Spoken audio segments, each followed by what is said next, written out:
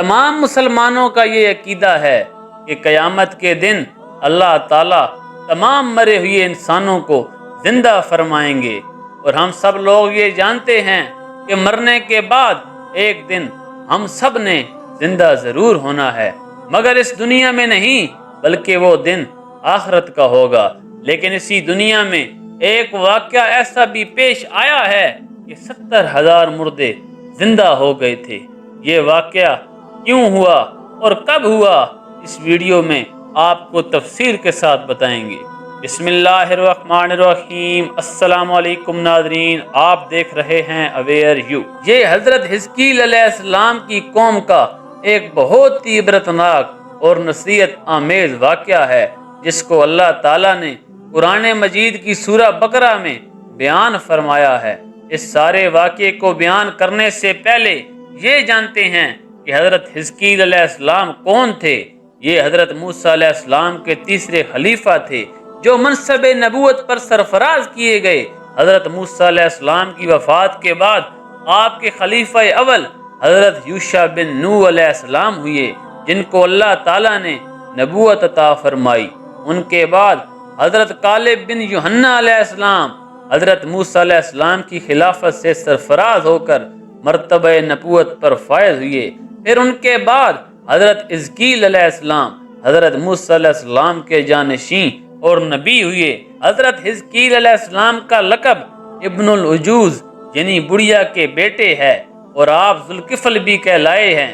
ابن العجوز کہلانے کی وجہ یہ ہے کہ حضرت حزقیل علیہ السلام اس وقت پیدا ہوئے تھے جب ان کی والدہ بہت بوڑھی ہو چکی تھیں، اور آپ کا لقب ذوالکفل اس لیے ہوا کہ آپ نے اپنی کفالت میں لے کر 70 انبیاء کرام کو قتل ہونے سے بچا لیا تھا، جن کے قتل پر یہودی قوم آمادہ ہو گئی تھی۔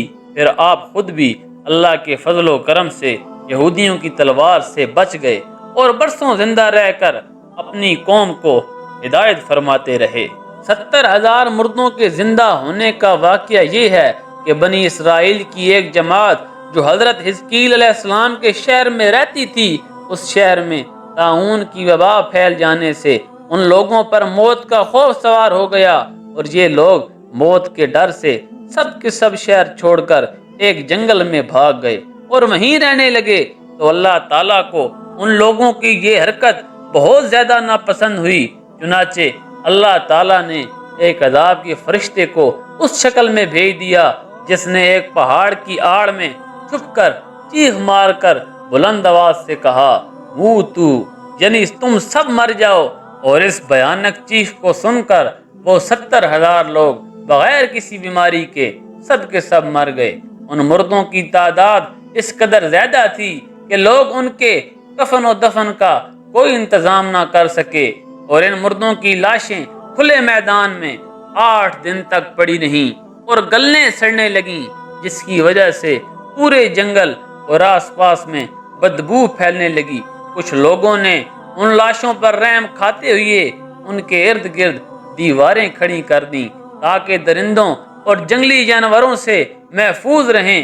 کچھ دنوں بعد حضرت حزقیل علیہ السلام کا ان لاشوں کے پاس سے گزر ہوا، اور جب آپ نے اپنی قوم کے 70,000 لوگوں کی لاشوں کو بغیر کفن دفن کے دیکھا تو آپ کا دل رنج و غم سے بھر گیا اور آپ دیدہ ہو گئے۔ تو آپ نے اللہ تعالیٰ کی بارگاہ میں دکھ بھرے دل کے ساتھ گڑ گڑا کر دعائیں کیں، اور کچھ اس طرح دعا کی کہ یا اللہ، یہ میری قوم کے افراد تھے جو اپنی نادانی سے یہ غلطی کر بیٹھے ہیں اور موت کے ڈر سے شہر چھوڑ کر جنگل میں آ گئے۔ یہ سب میرے شہر کے باشندے ہیں، ان سب لوگوں سے مجھے لگاؤ تھا اور یہ لوگ میرے دکھ سکھ کے شریک تھے۔ افسوس کہ میری قوم ہلاک ہو گئی اور میں بالکل اکیلا رہ گیا۔ اے میرے رب، یہ وہ قوم تھی جو تیری حمد کرتی تھی اور تیری توحید کا اعلان کرتی تھی۔ حضرت حزقیل علیہ السلام دعا میں مشغول تھے کہ اچانک آپ پر یہ وحی نازل ہوئی کہ اے حزقیل علیہ السلام، آپ ان بکھری ہوئی ہڈیوں سے فرما دیجئے کہ اے ہڈیوں، بے شک اللہ تعالیٰ تمہیں حکم دیتا ہے کہ جمع ہو جاؤ، اکٹھا ہو جاؤ۔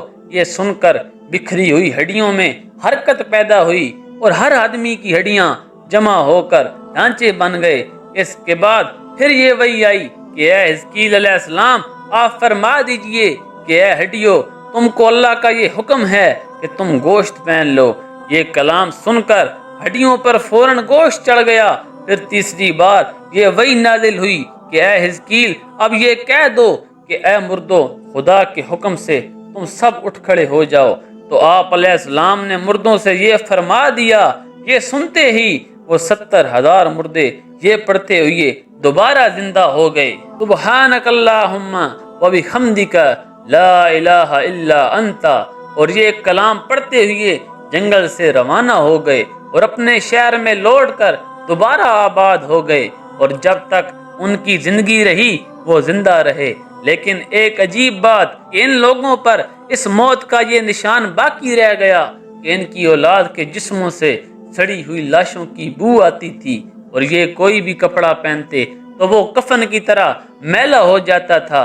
تو پیارے دوستو، قرآن پاک میں یہ واقعہ کچھ اس طرح سے بیان کیا گیا ہے جس کا ترجمہ ہے: اے حبیب کیا تم نے ان لوگوں کو نہ دیکھا تھا جو موت کے ڈر سے ہزاروں کی تعداد میں اپنے گھروں سے نکلے؟ تو اللہ تعالیٰ نے ان سے فرمایا مر جاؤ، پھر انہیں زندہ فرما دیا۔ بے شک اللہ لوگوں پر فضل کرنے والا ہے، مگر اکثر لوگ شکر ادا نہیں کرتے۔